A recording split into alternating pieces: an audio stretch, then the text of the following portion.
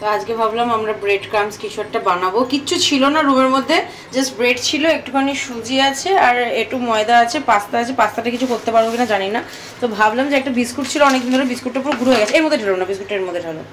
ওর মধ্যে একটা ডিম গুলিয়ে নেবো, ডিম আছে, বিস্কুটটা ভালো করে গুঁড়ো করবো, দিয়ে দেখি এখন কিছু একটা বানাতে পারি কিনা। এখন চেষ্টায় রয়েছি। আমার তো এইভাবে বিস্কুট এখন ভাঙা চলছে, আর আমি এখানে পাউরুটিটা একটু জল দিয়ে ভালো করে মাখছি। এবার ইচ্ছা আছে যে এর মধ্যে মানে এটাকে টাইট করার জন্য এবার মধ্যে সুজি দেবো আর একটু ময়দা দেবো, দিয়ে একটা ব্যাটার একটা গোল মতন করে তারপর ডিমের মধ্যে দিয়ে ব্রেড ক্রামস দিয়ে আমি দেখি সেটাকে কিছু ফ্রাই করা যায় কিনা। ট্রাই করছি, আমি একদমই জানি না ঠিক হবে কিনা। এবার নেক্সট উপকরণ যাচ্ছে হচ্ছে সুজি। এবার সুজি দিয়ে আমি ভালো করে মাখবো আর একটু করে জল দেবো যাতে সুজিটা একটু একটু করে ফুলে। যে এর মধ্যে এবার একটু অল্প করে বেকিং সোডা। তোলো তোলো তোলো, মেরেছে। ঠিক আছে, বেকিং সোডাটা ভালো করে মাখবো, এরপরে ময়দা দিয়ে বিষয়টাকে পুরো টাইট করবো। এটাকে ভালো করে ফাটিয়ে নিচ্ছি। এরপর এই মিশ্রণটাকে আমি ময়দা দিয়ে দিয়ে টাইট করবো। এবার এটাকে শুধু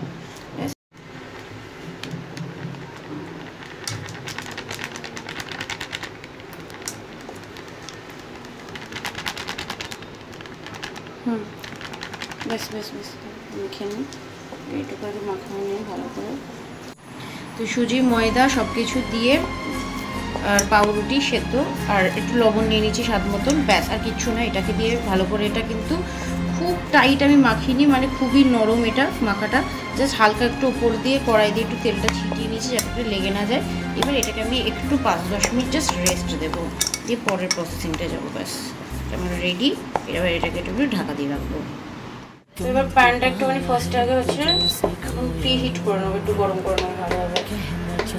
আরে হাইতে দিয়ে দিলাম, 1000-এ থাকলেও 0 দেখাচ্ছে, একটা দেখাচ্ছে না, বেশি প্রবলেমের জন্য, বাট এটা 1000। তো ভালো করে একটু হিট করে দেবো। হিট করে নেওয়ার পর আমি সাদা রাখবো। ঠিক আছে,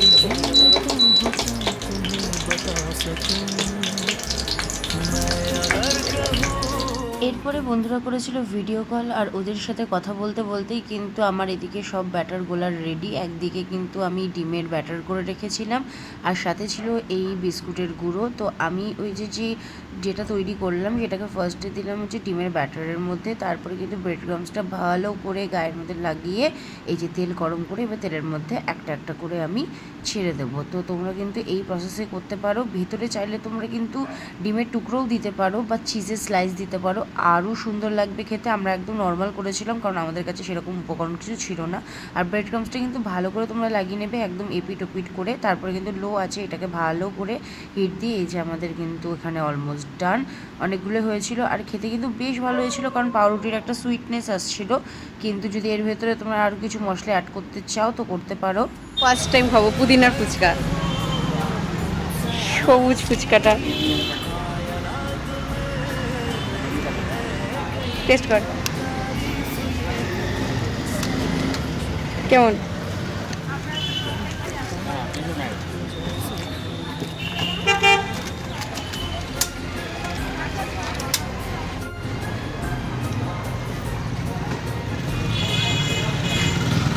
দুটোটাও দিয়েছে, একটা তোর একটা আমার, নে এনে এনে।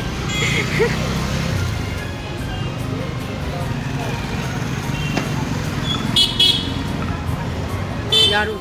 ফাইনালি অনেক দিন পর আমি আর সঞ্জয় বেরিয়েছিলাম একটু ঘুরু ঘুরু করতে, আর দিনটা কিন্তু দারুণ কাটছিল। তো এই যে আমি ডাব খেয়েছি, তো এখন ডাবের শ্বাসটা কিন্তু আঙ্কেল আমাকে কেটে দেবে, যেটা খাওয়ার জন্য কিন্তু অ্যাকচুয়ালি আমি 70 টাকা 80 টাকা খরচা করে ডাব কিনি, এটা একদম সত্যি কথা।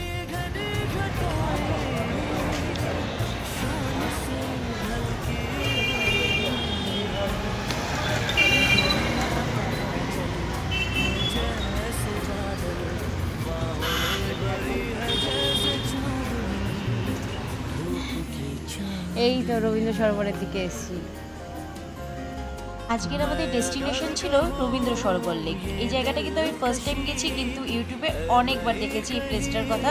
যেতে যেতে একটু সন্ধ্যা হয়ে গেছিলো, তো আমাদেরকে সাজেস্ট করবো একটু সানসেট থাকার আগে আগে যেও, যাতে ভিউটা তোমরা সুন্দরভাবে এনজয় করতে পারো। যেহেতু একটু রাত হয়ে গেছিলো, তাই খুব একটা ভিউ ক্যাপচার করতে পারিনি, কিন্তু একটা খুব সুন্দর ওয়েদার ছিল, ঠান্ডা ঠান্ডা হাওয়া দিচ্ছিল, আর সুন্দর করে একদম জলের পাশে একটা দারুণ মোমেন্ট কাটিয়েছি আজকে।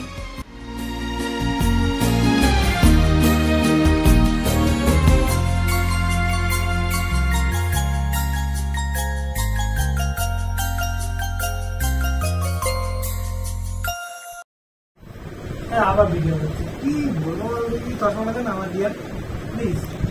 কেন চশমা ছাড়া তোকে কামাজ লাগে? আমি দেখতে পাচ্ছি না তোকে চশমা ছাড়া খুবই খারাপ দেখতে। এবার কেসের কথা শুনুন, এই বছর আমি ওটা করে দিয়ে পারি মাঝে মাঝে নিজেকেও চার্জ করে।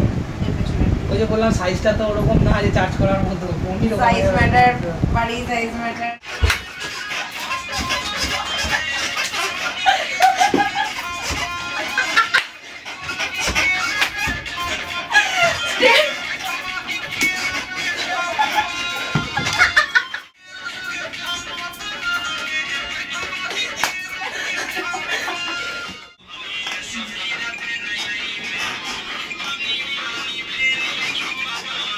কি বলছো? কি বলছো? একটা স্কুটারের উপর বসে আছে। হাবিলদার স্যালুট। अरे बाबा कैसे बच लोगे? भैया इस हेलमेट पहन के पुलिस से तो बच लोगे, लेकिन मौत से कैसे बचोगे? कैसे?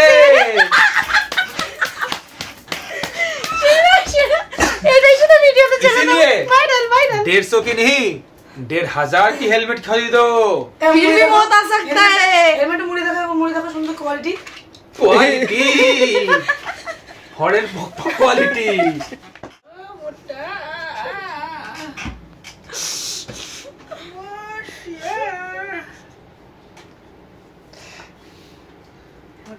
প্যাম্পার্স পরেছিস,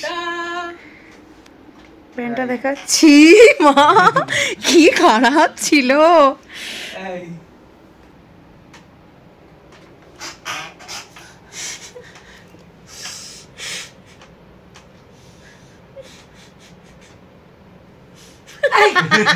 লাইট জ্বালাবো না, ভূত লাইট থাকে না ভাই।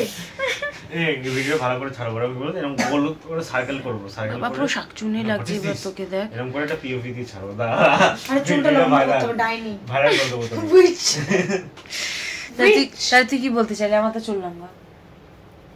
বেটা বাবা তেরে কে ধোকে।